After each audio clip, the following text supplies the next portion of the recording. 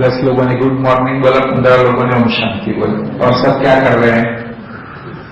जिन्होंने जवाब नहीं दिया पता है क्या कर रहे थे? टीवी। हम लोग टीवी देख रहे थे ना, उत्तराखंड में प्राकृतिक आपदाएं आई ना, कितने दिन तक देख रहे थे, क्योंकि कुछ कर नहीं सकते, वहां जाएंगे तो मदद करेंगे। तो जो 3 दिन आपके शिविर में आएंगे तो टीवी देखना बंद। मैं साल में ऐसे 300 लेक्चर देता हूं, परंतु देखा है कि जब लोग अच्छी प्रतिक्रिया देते हैं तो नई नई बातें याद आती। मैंने अच्छी तैयारी भी की है, परंतु मैं क्या बोलूंगा उसका आधार आपके ऊपर है।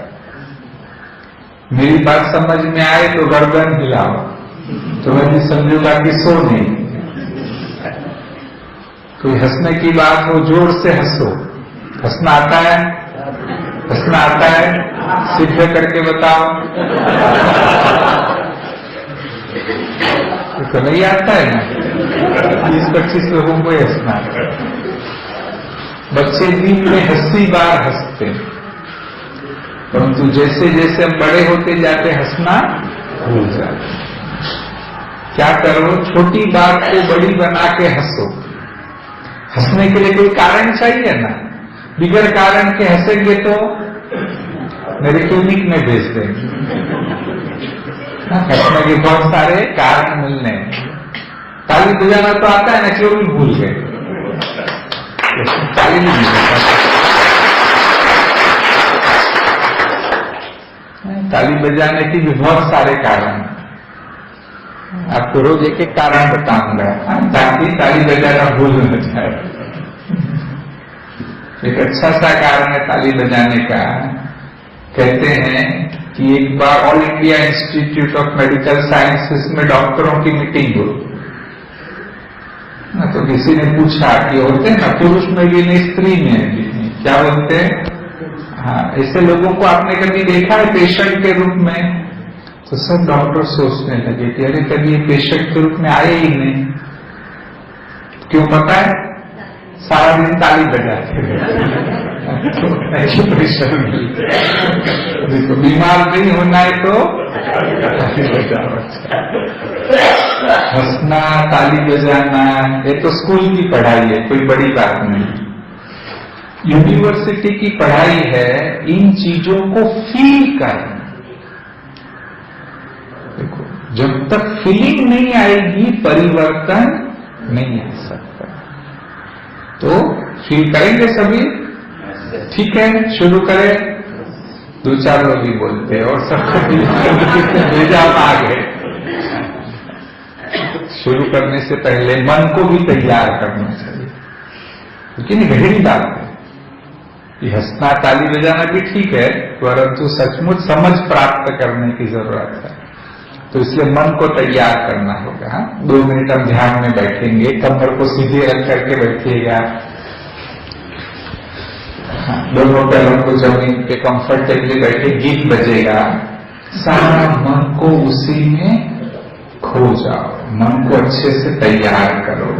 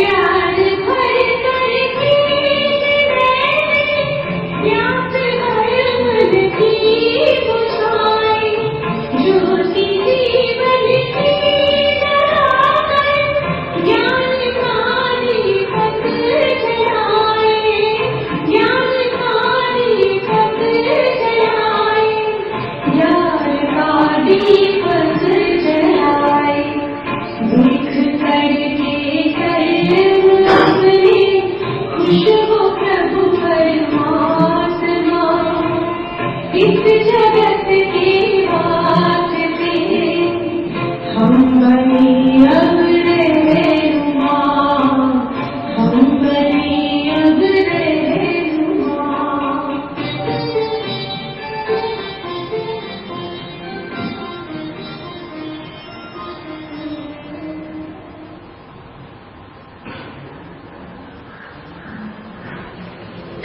ऐसे मन को तैयार करते हुए, मन को एकाग्र करते हुए गहराई से सारी बात को समझेंगे कि सचमुच क्रोध को अलविदा कैसे कहे। सहज नहीं है, परंतु फिर भी अगर गहराई से सारी बात को हम समझ लेंगे तो अलविदा कहना भी संभव है। मलाड एक्सप्रेस हाईवे पे टाइम्स ऑफ इंडिया का सबर्बन प्रेस, कई वर्षों पहले की बात है, एक बार वहां पर हाई लेवल मीटिंग हो रही थी। उसमें उनके जनरल मैनेजर और भी सभी एग्जीक्यूटिव थे। करीब 1 घंटे के बाद एक एग्जीक्यूटिव ने जनरल मैनेजर को पूछा कि सर, मैं कब से देख रहा हूं आप बार बार पानी पी रहे हैं, क्या आप वाटर थेरेपी करते हैं? दूसरे मैनेजर ने कहा कि सर, क्या आपको कॉन्स्टिपेशन होता है बार बार पानी पीते हैं? तो उन्होंने कहा, न तो मैं वाटर थेरेपी करता हूं, न मुझे कॉन्स्टिपेशन हो रहा है, मैं तो एंगर कंट्रोल थेरेपी कर रहा हूं, क्योंकि मीटिंग में कई बातें ऐसी होती जो मुझे पसंद नहीं होती है, तब अंदर में गुस्सा आता है। तो तब गुस्सा तुरंत व्यक्त करने के बदले मैं आधा ग्लास पानी पी लेता हूं और फिर मन को बैलेंस रख करके आपको जवाब देता हूं। तो ऐसे हमको भी बहुत कुछ समझना है, क्योंकि आज 21वीं सदी में परिस्थितियां तो और आने वाली हैं जो आपको गुस्सा दिलाएगी, जिसमें इरिटेशन होगा, परंतु उस समय भी क्या करना है। एक बहुत ही प्रसिद्ध कवि को पूछा कि जीवन क्या है, जीवन कहाँ है? उन्होंने कहा, हमने विस्डम में खो दिया है ना, विवेक में, शाणप में हमने जीवन को खो दिया है। विवेक कहाँ है, विस्डम कहाँ है? तो कहा, हमने उसे ज्ञान में खो दिया है। ज्ञान कहाँ है? हमने उसे इंफॉर्मेशन में खो दिया है। आज हमारे पास बहुत इंफॉर्मेशन है, परंतु ज्ञान नहीं है, विस्डम नहीं है। तो पूरी विस्डम को प्राप्त करना बहुत बहुत जरूरी है। और अगर हम अपने व्यवहार को देखें, आप अगर मानव के व्यवहार को देखेंगे तो उसको एक स्पेक्ट्रम के रूप में समझ सकते हैं। स्पेक्ट्रम समझते हैं ना लोग?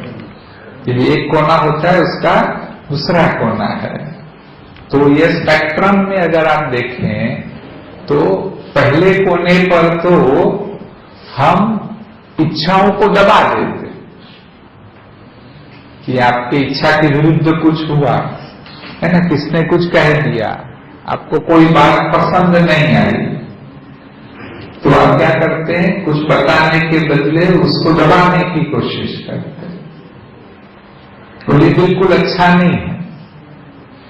इसके कारण बहुत सारी बीमारियां होती हैं, मन भी डिस्टर्ब रहता है।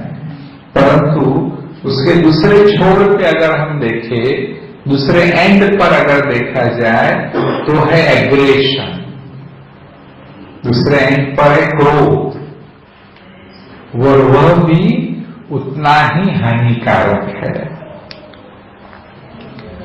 परंतु अच्छी बात क्या है आमतौर पर भी माना जाता है कि बीच का रास्ता सबसे अच्छा होता है। कोई भी बात आए, अगर एक्सट्रीम में सोचना, उसके बदले बीच का रास्ता अपनाओ। तो यहां पर भी क्रोध मुक्ति में बीच का रास्ता सबसे अच्छा है।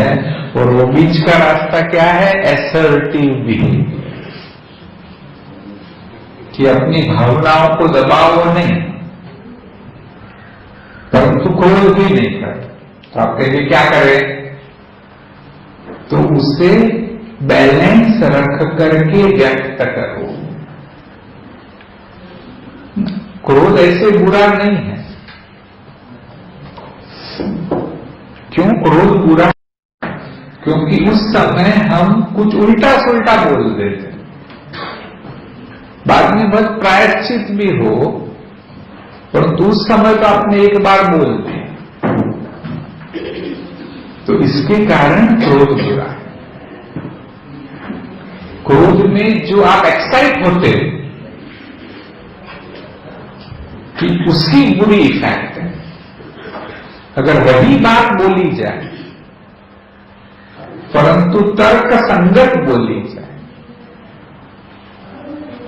ऐसे उद्देश्य से बोली जाए, इस प्रकार से बोली जाए कि वो सुनने वाले पर उसका बुरा प्रभाव न पड़े और आपकी भावनाएं भी व्यक्त हो जाए, है ना, तो वह स्वस्थ है, कि जिसको कहेंगे यह असर्टिव बिहेवियर, है ना।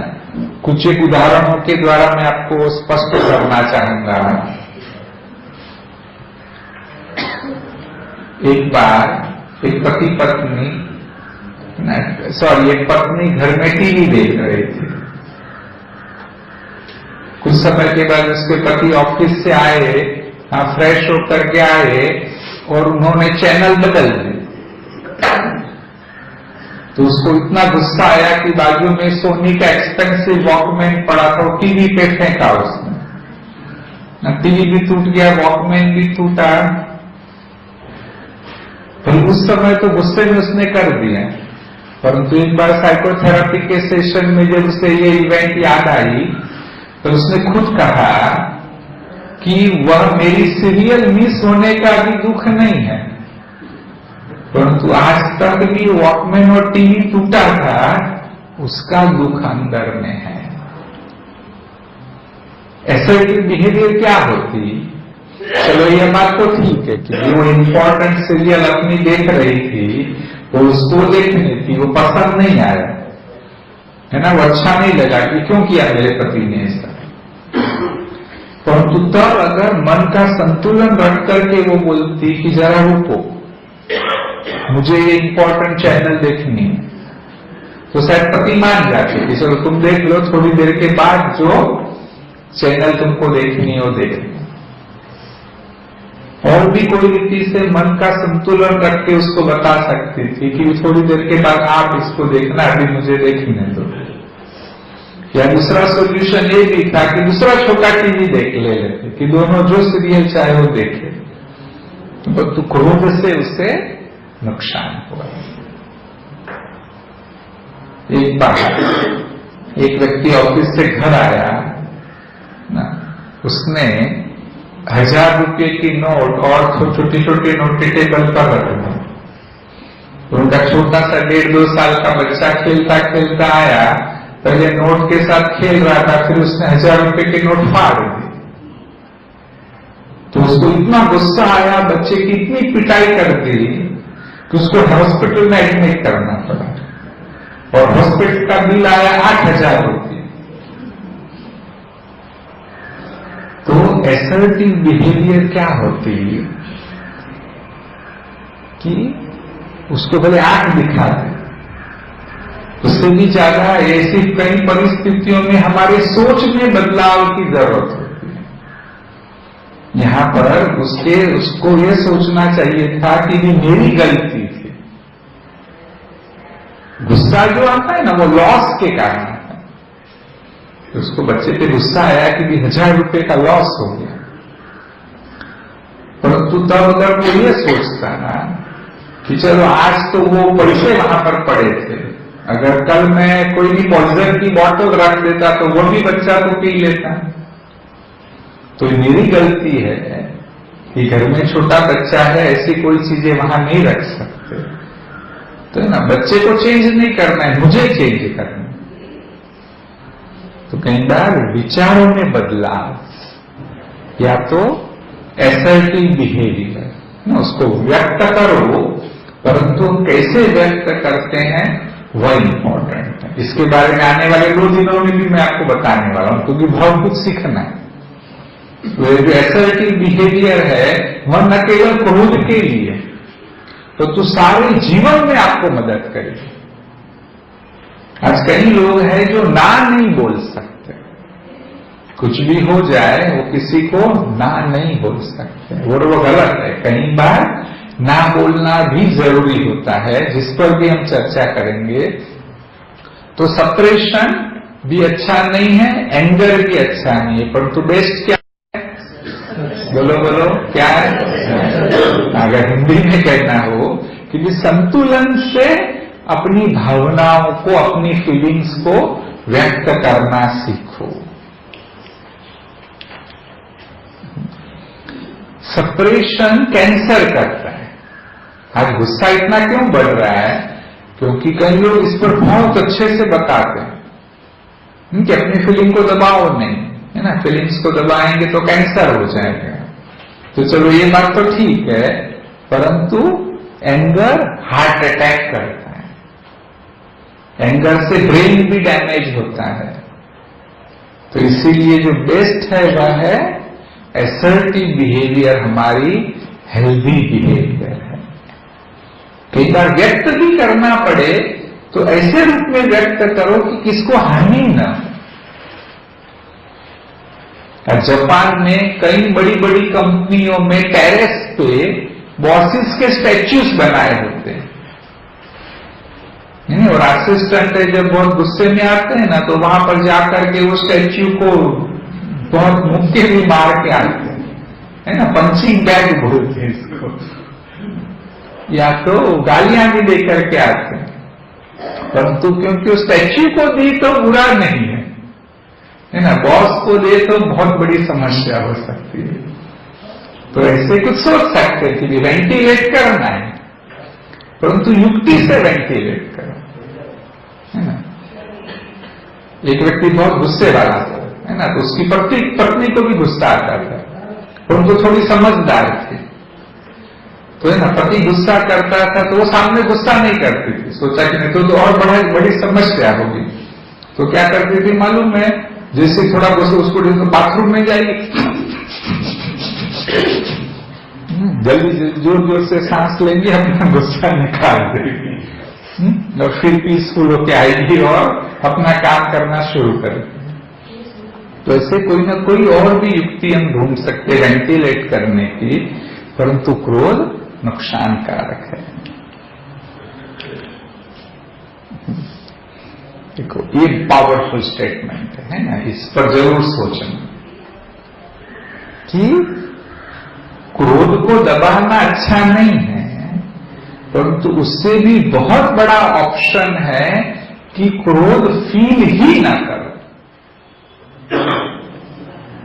देखो आप लोग क्या सोच रहे हैं मालूम है, मुझे मालूम पड़ जाता है ना। आप लोग सोच रहे हैं कि इम्पॉसिबल कि क्रोध को फील ना करे।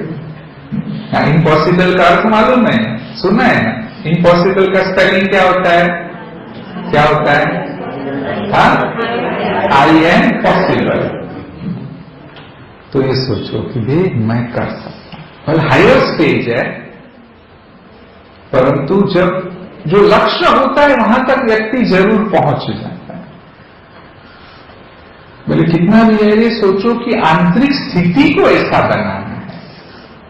विस्तार से हम इसकी चर्चा करने वाले हैं कि जितनी आंतरिक अवस्था आपकी ऐसी हो कि भी परिस्थितियां भले आपकी इच्छा के विरुद्ध हो रही है, कुछ समस्याएं आ रही है, परंतु इरिटेशन होगा ही।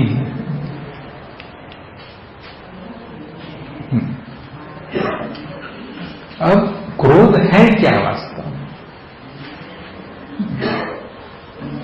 क्रोध एक प्रकार से देखो तो मानसिक लकवा। क्रोध के दौरान जैसे कि मन को पैरालिसिस हो जाता है। तो भले हमें लगता है कि मैं कुछ कर रहा हूं, है ना, मैंने जोर से बोल दिया, चिल्ला दिया, हम कुछ कर रहे हैं, परंतु क्योंकि उस समय आपको समझ ही नहीं है क्या करना है ना। पैरालिसिस में कैसे व्यक्ति कुछ कर नहीं पाता है? तो वास्तव में ये एक प्रकार से साइकोलॉजिकल पैरालिसिस है। पैरालिसिस वाला व्यक्ति छटपटाएगा, पैर हिलाने की कोशिश करेगा, परंतु कर नहीं पाता है। तो ऐसे ही हमको लगता है कि मैं कुछ कर रहा हूं, परंतु जो कुछ आप कर रहे हो वो एक्चुअली देखो तो यह चंद पलों के लिए पागलपन है। पागल व्यक्ति की क्या निशानी होती है? हाँ बोलो, पागल क्यों कहते हो? बोलते हैं ना ये पागल है, क्यों? किससे मालूम पड़ता है? बोलो बोलो, इसे चुपचाप नहीं बैठना है। संतुलन नहीं होता है तो कहते हैं पागल है। देखो क्रोध में भी संतुलन खो देते हैं ना। और क्या होता है? पागल व्यक्ति क्या करता है? खुद को पता नहीं क्या करता है, खुद को ही पता नहीं क्या करता है। तो कई बार हमको ही मालूम नहीं होता है हम क्या कर रहे हैं क्रोध में। पागल व्यक्ति क्या करता है? तोड़ फोड़ करता है। तो क्रोध में भी तोड़ फोड़ होती है ना, है ना। देखो छोटी बात में कईयों के खून भी हो गए, तो क्रोध से ही हुआ। हाँ, एक बार एक बहन छोटे बच्चे को पढ़ा रही थी और साथ साथ में सब्जी भी काट रही थी। तो लड़का गलती करता था, समझा नहीं, तो पहले काटती बरोबर पढ़, फिर भी वो मिस्टेक करने लगा, फिर से कहा कि बरोबर पढ़, उसने कुछ लिख नहीं पढ़ा, फिर एकदम गुस्से में आई तो उसके हाथ पे चाकू मार। तो देखो क्रोध पागलपन है। तो सचमुच क्रोध वह बल क्षणिक पागलपन है, परंतु आज पागल व्यक्ति भी पागल नहीं कहलाना चाहता है ना। पागल को भी कहो साइकेट्रिस्ट के पास चलो तो क्या बोलता है मालूम है? मैं पागल थोड़ी हूं। सब लोग पागल है। हाँ, तुम लोग भी पागल। तो ऐसे पागल व्यक्ति भी अपने आप को पागल नहीं कहलाना चाहता है, परंतु हम कैसे वो लेबल लगाते हैं? तो पूरा यह इस पर अटेंशन देना है। भूमिका क्यों तैयार कर रहा हूं कि आप उस पर परफेक्ट ध्यान दे सको। अब क्रोध पर विजय प्राप्त करने की युक्तियां क्यों अपनानी है, ये भी आप समझ लेंगे ना तो जाग जाएंगे। अच्छे से फील करना इन बातों को कि जब जब भी हमें क्रोध आता है, थोड़ी चिढ़ भी आती है, चलो गुस्सा नहीं भी आया परंतु अंदर में चिड़चिड़ापन आया, तो वो चिढ़ भी हमारे मन और शरीर पर बहुत ही बुरा असर डालता है। वह कौन से अवयवों पर बुरा असर डालता? क्रोध के कारण हार्ट पर बहुत ही बुरा असर होता है। अब देखेंगे हार्ट की छोटी छोटी धमनियां, बल हार्ट सारे शरीर को खून पहुंचाता है, परंतु उसको भी खून चाहिए काम करने के लिए। और हार्ट को जो खून पहुंचाती है वह छोटी छोटी धमनियां, 3 धमनियां होती है कि जो हार्ट को भी खून पहुंचाती है। तो जब आपको गुस्सा आता है तो वो धमनियां है वो कंस्ट्रिक्ट हो जाती, वो सिकुड़ जाती, कि जिसके कारण वहां पर खून नहीं पहुंचता, तो बिल्कुल वहां खून जाना बंद हो जाता है। इस पर बहुत एक अच्छा प्रयोग किया है, कुत्तों पर प्रयोग किया कि एक कुत्ते का हार्ट है वो ओपन किया और ये जो ब्लड वेसल्स है उसके आगे एक यहां पर सेंटर होता है, वहां एक क्लिप लगा दी ताकि जो खून है वो थोड़ा थोड़ा ही पहुंच पाए। और फिर वो कुत्ते को गुस्सा दिलाया गया, कैसे है ना, दूसरे कुत्ते को खाना दिया उसको नहीं दिया, तो भौंकने लगा। जब कुत्ते को गुस्सा आया तो एक बार तो जोर से ब्लड सप्लाई आई लेकिन फिर एक आध मिनट के बाद ही उसे हार्ट अटैक आ गया, क्योंकि वह जो सेंटर था वो आगे सेंटर होता है, वो सेंटर में काम करना बंद कर दिया। तो ऐसे हम भी जब गुस्सा करते हैं तो इसी प्रकार की इफेक्ट होती है। एड्रेनालिन और नॉर एड्रेनालिन नाम के केमिकल्स है वो रिलीज होते हैं, जो ब्लड प्रेशर को भी बढ़ाते हैं, हार्ट को ठीक से खून भी नहीं पहुंच पाता है। यहां तक डरेंगे तो नहीं ना, डरेंगे नहीं डरेंगे, अच्छा डरना नहीं। हाँ, तो मैंने एक बार बताया, एक व्यक्ति को हार्ट में तकलीफ हो गई, तुरंत उसको डॉक्टर के पास लेके जाना पड़ा। ये सत्य घटना। लंदन में एक बहुत पैसे वाला व्यक्ति, उसे हार्ट अटैक आया, उसे एक बड़ी हॉस्पिटल में एडमिट किया गया। कुछ देर के बाद उसने नर्स को बुलाया, तो नर्स को आने में देरी हुई, तो बहुत गुस्से में आ गया कि तुम लोग क्या समझते हो, इतना खर्चा मैं किसके लिए कर रहा हूं, एक सेकंड में आना चाहिए, मुझे कुछ हो गया तो देख लेना, तुम पर इतना केस करूंगा, करोड़ों पाउंड का आपका खर्चा हो जाने वाला है, हॉस्पिटल बंद करा दूंगा। बहुत गुस्से में बोला, उसे दोबारा जोर से हार्ट अटैक आया और उसकी मृत्यु हो। अब इसके आगे क्या हुआ देखो। हाँ, इसमें डरना नहीं। जब उसका पोस्टमार्टम किया गया तो पता चला कि उसका हार्ट फट गया। तो इतनी भयानक असर क्रोध की हो सकती है। हाँ, कभी क्रोध करेंगे? अच्छा, लगता है कि करने वाले से तुमको को नहीं होने वाला। अच्छा, क्रोध की इमीडिएट इफेक्ट है ना मसल्स पर होते हैं। देखो गुस्सा करते हैं उनको, जो सर के मसल्स है वह कॉन्ट्रैक्ट होते हैं और सर दर्द हो सकते हैं। आज जो माइग्रेन जिनको होता है ना, उसके और भी कारण है, परंतु जो जल्दी जल्दी चिढ़ जाते हैं, गुस्से में आ जाते हैं, ऐसे लोगों को भी माइग्रेन का दर्द होने की संभावना बहुत बढ़ जाती है। एक जो विशेष हमें ध्यान रखना चाहिए वर्तमान समय पर, वह यह है कि आज भले हम बहुत हाइजीनिक होते हैं, है ना, क्लीनलीनेस है हमारे में, परंतु फिर भी वातावरण में भी वायरस होते हैं। जो वातावरण में वायरस होते हैं, समझो मच्छर से तो आप बच भी सकते कि भी डेंगू ना हो, परंतु वायरस से हम बच नहीं सकते। आप सारा दिन बम्बई में यहां वहां जाते, वातावरण में वायरस है ही है ना, उसकी इफेक्ट नहीं होनी चाहिए, और उसकी इफेक्ट हो जाए तो कई बीमारियां है ना, कॉमन कोल्ड से लेके ऐसी ऐसी बीमारियां हैं कि जिसका कोई इलाज नहीं। अभी एक लड़की को वायरस आ गया तो ब्रेन डैमेज हो गया उसका, है ना, और कहां से आया पता नहीं वायरस। तो जब भी इस प्रकार के कीटाणु सामने आते हैं, तब शरीर में एक प्रणाली, एक सिस्टम है कि जो हमें उनसे बचाती है, इसको कहते हैं इम्यून सिस्टम। जैसे कोई भी देश की सेना होती है ना, तो ऐसे ही यह भी हमारे अंदर में परमात्मा ने हमें वह सेना दी है कि कीटाणुओं से लड़ना। परंतु क्रोध से और टेंशन से वह इम्यून सिस्टम वीक हो जाती है, और जब वह सेना वीक हो जाती है तो ऐसे इन्फेक्शन हमें जल्दी लगते हैं। ये भी एक इंपॉर्टेंट रीजन है कि क्रोध पर भी विजय प्राप्त करना है, मन को सदैव स्टेबल रखना है। और ये क्यों होता है? क्योंकि कॉर्टिसोल नाम के हॉर्मोन्स हैं, वह बढ़ जाते हैं और इम्यून सिस्टम सप्रेस होती है। क्रोध का ब्रेन पर भी बुरा असर होता है।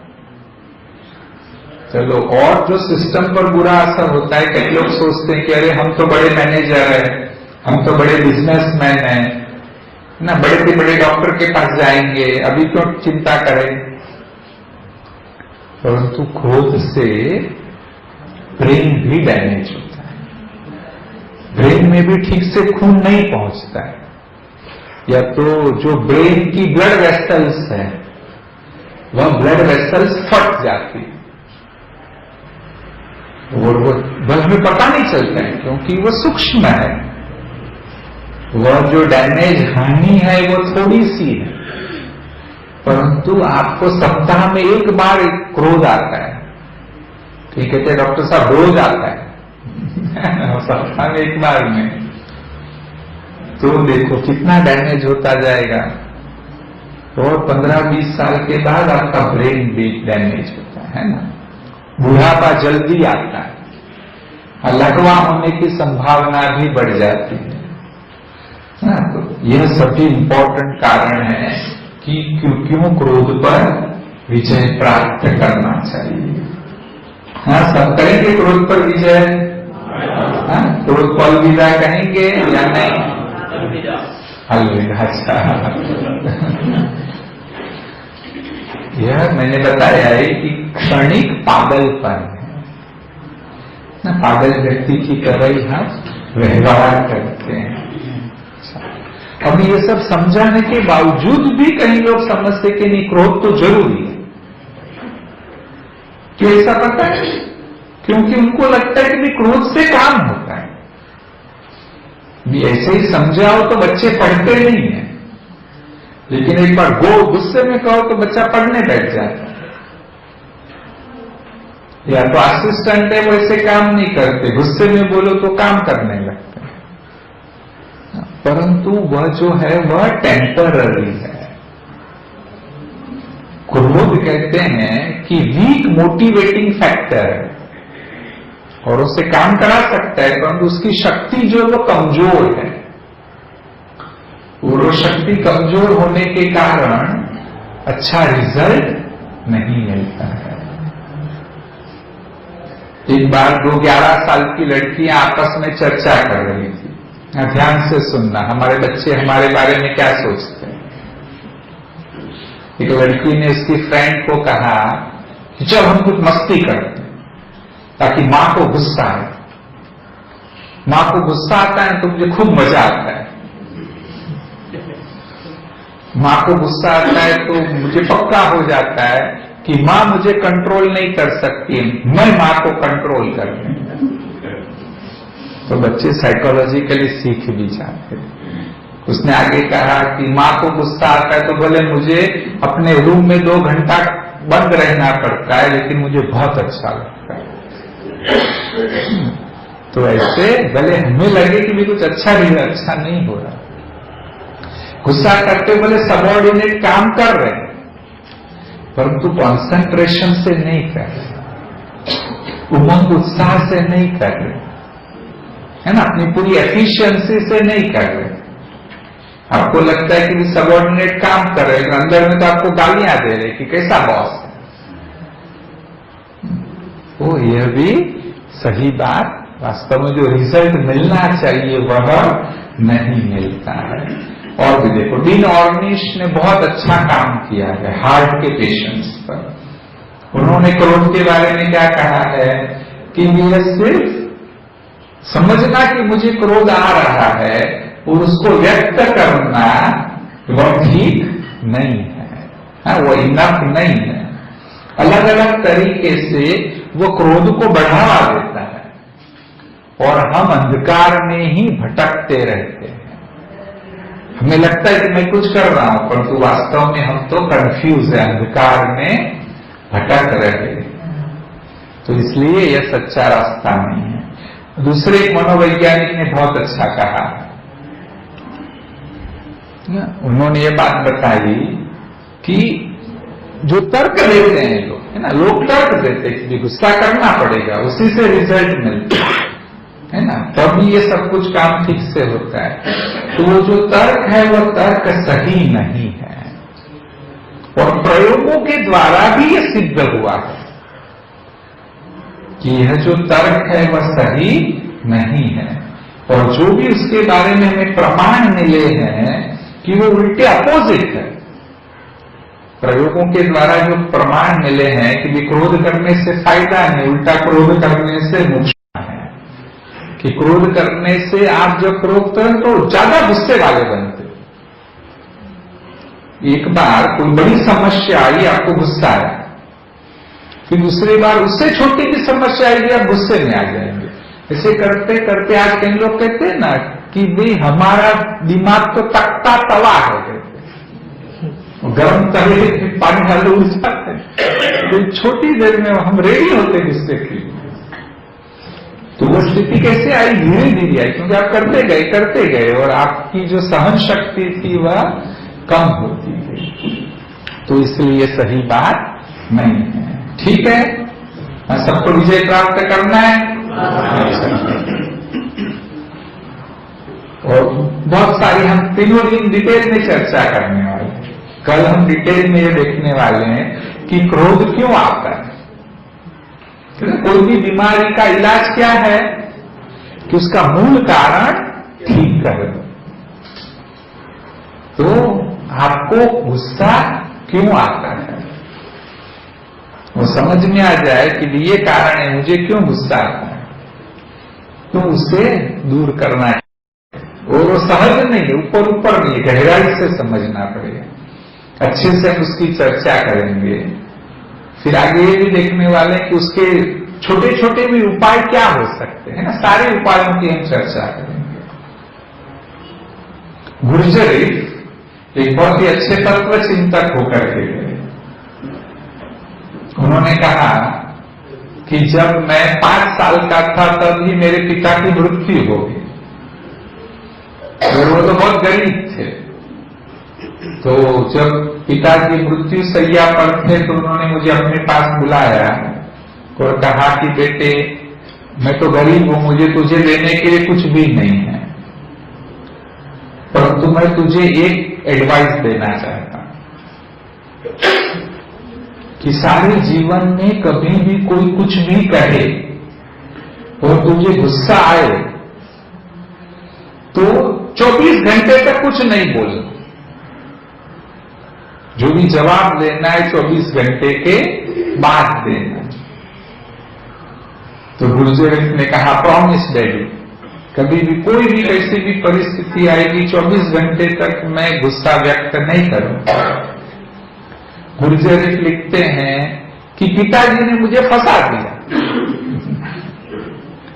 कि 24 घंटे के बाद गुस्सा आता ही नहीं है। उल्टा 24 घंटे के बाद तो होता है कि मेरी गलती थी। गुरुजी लिखते हैं कि भी एक बार, क्योंकि बड़े तत्व चिंतक थे ना, समाज में लोगों को अच्छा नहीं लगता है, तो एक बार लोगों ने उनको खूब खरी खोटी सुनाई कि तुम बेकार के सब करते हो, तुम बोलते हो वो सब कोई काम का नहीं है, तुम उल्टा हमको गुमराह कर रहे हो, है ना, बहुत कुछ बोला। तो तब उनको गुस्सा आया, क्योंकि ना सबके सामने ये सब बोला गया था। लेकिन पिताजी की बात याद आ गई। क्या याद आया? 24 घंटा कुछ नहीं बोला। तो उन्होंने उनको कहा कि ठीक है, आपने कहा सब, मैं 24 घंटा सोच के फिर आपको जवाब दूंगा। नहीं, तो 24 घंटा खूब सोचा। 24 घंटे के बाद आए, वापस आ गए। फिर उनको कहा थैंक यू, है ना, आप लोगों ने बोला सही बोला, कल जो बोला था तो मुझे सही नहीं लगा था, परंतु मैंने 24 घंटा सोचा और लगा कि आप जो कह रहे हैं इसमें कुछ तो सत्य है, बल थोड़ा है परंतु सत्य है, मुझे अपने आप को भी परिवर्तन करना चाहिए। तो लोग भी बेचारे बिल्कुल ठंडे हो गए। वो तो समझ रहे थे कि लड़ने के लिए आएगा, परंतु सामने भी गुस्सा करने का कोई कारण नहीं। तो ऐसे पोस्टपोन कर दो। बहुत सारी युक्ति है, मैं आपको बताऊंगा, परंतु जो सबसे ज्यादा काम करता है ना, वो सब युक्तियां भी काम करती है, 50% 70% ऐसे वो काम करेगी। परंतु अगर आपको कोई फुल प्रूफ युक्ति चाहिए, हाँ फुल प्रूफ चाहिए, देखो अगर फुल प्रूफ चाहिए ना, मेरे विषय में भी कहते हैं। अभी मैं दिल्ली में था 2 दिन पहले, जहां पर संगीता बहन है, हमारे बॉम्बे की है, वो 3 साल की थी तब से मैं उसको जानता हूं। उनके फादर को ज्ञान देने के लिए भी उनके घर जाता था बहुत बार। उसने सबके बीच में बताया कि मैं 3 साल की थी तब से इनको जानती हूं, इनको कभी गुस्सा नहीं आता। उसने कहा कि मैंने ऊंची आवाज से भी बोलते हुए नहीं देखा। कैसे पता है? मालूम है, मैंने कुछ किया नहीं, आपको सब सुनाने वाला हूं ना। वो कुछ भी नहीं किया, वो तो बाद में पढ़े, साइकोलॉजी पढ़े तब ये सब मालूम पड़ा। परंतु बचपन से देखो 2 बातें थी। एक तो जीवन में जो सेटिस्फैक्शन लेवल है ना, वो बहुत ही अच्छा है। अगर आपको कोई फुल प्रूफ टेक्निक चाहिए तो अपने इनर सेटिस्फैक्शन लेवल को बढ़ाओ। और दूसरा है कि ध्यान का अभ्यास किया तो उससे इतनी खुशी आई, सहनशीलता बढ़ गई, एक इनर इंपावरमेंट हुआ, तो भी उसकी जरूरत ही नहीं। और अगर इंटरनल सेटिस्फैक्शन को बढ़ाना है तो सभी एक होमवर्क करेंगे। देखो जरूर करना, तो होमवर्क करके आते हैं, क्योंकि कुछ चीजें ऐसी होती है कि जो समझा के स्पष्ट नहीं कर सकते। कितने भी अच्छे अच्छे एग्जाम्पल दो, तर्क दो, आपको वह समझ में नहीं आएगा, वो प्रैक्टिकल करने से ही आएगा। और ये प्रैक्टिकल होमवर्क है, जरूर अभी से स्टार्ट कर देना। यहां से घर जाओ करना, ट्रेन में जा रहे हो करो, ऑफिस में टाइम मिले करो, वापस आओ तो करो, रात को सोने से पहले करो, परंतु होमवर्क जरूर पूरा करो। और वह है, आपको ये बात लिखनी है कि मैं खुश हूं क्योंकि, या तो ऐसे लिखी, मैं संतुष्ट हूं, कहा सेटिस्फैक्शन, मैं संतुष्ट हूं क्योंकि, और उसके नीचे 108 पॉइंट लिखने। तो कहते बाप रे 8 पॉइंट भी है कि मैं संतुष्ट हो सकता हूं। देखो 8 तो मैं आपको बता देता हूं, जो सबके लिए है, हम यहां बैठे सबके लिए 8 पॉइंट लग जाएंगे। वह है कि मैं संतुष्ट हूं क्योंकि मेरी 2 आंखें, आज करोड़ों लोग हैं जिनकी 2 आंखें नहीं है। मैं संतुष्ट हूं क्योंकि मैं पैरों से ठीक से चल सकता हूं, है ना। लाखों लोग हैं जिनको लकवा हो गया है, पोलियो हुआ है, वो बेचारे चल नहीं सकते, है ना। मैं संतुष्ट हूं क्योंकि मैं बोल सकता हूं।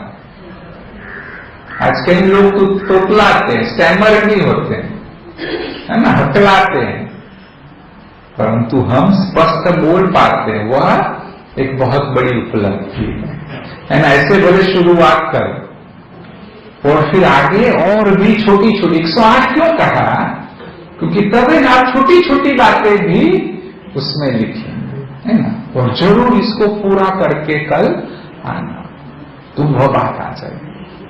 और भी जो है इसको पाना है, सेटिस्फैक्शन को बढ़ाना है, इंपावरमेंट लानी है, तो ज्ञान को प्राप्त करना चाहिए। विस्डम की बात करें ना, विस्डम को प्राप्त करना है, और मेडिटेशन का अभ्यास इसमें मदद करता है। इसलिए 3 दिन हम आपके लिए मेडिटेशन का सेशन भी छोटा छोटा रखते हैं। ये नहीं सोचना, कई लोग ये कहते हैं हाँ ये सब आपने बोला ना वो अच्छा है, लेकिन ब्रह्मा कुमारी बहन मेडिटेशन कराते उसमें मजा नहीं है। परंतु मूल चीज तो वह है ना। राकेशा बहन आपको ज्ञान की बातें बताएगी, मेडिटेशन बताएगी, वो इससे भी ज्यादा है कि जिसका एक ओवरऑल बेनिफिट है। तो इसलिए ध्यान से वो जरूर सुनिए। और एक अभी से आपको बता देता हूं कि क्या करना है। आपसे कभी समुद्र के किनारे पर गए हैं? गए कि नहीं गए? समुद्र के किनारे पर 1 घंटा बैठने के बाद जब उठते हो तो क्या करते हो? कपड़े झाड़ो कि रेत कपड़ों को नहीं लगेंगे। परंतु आज के दिन ऐसा नहीं करना। कुछ ज्ञान की रेत आपकी आत्मा को लगी है ना, उसको साथ में ले जाना है। और उसको साथ ले जाना है तो सबसे अच्छा तरीका है कि जो अभी सुना तुरंत लिखो। जब आज भी कहीं डायरी लेके आए, नहीं लाए तो कल जरूर लाना, क्योंकि नहीं तो ना भूल जाएंगे, ना याद रहने वाला नहीं।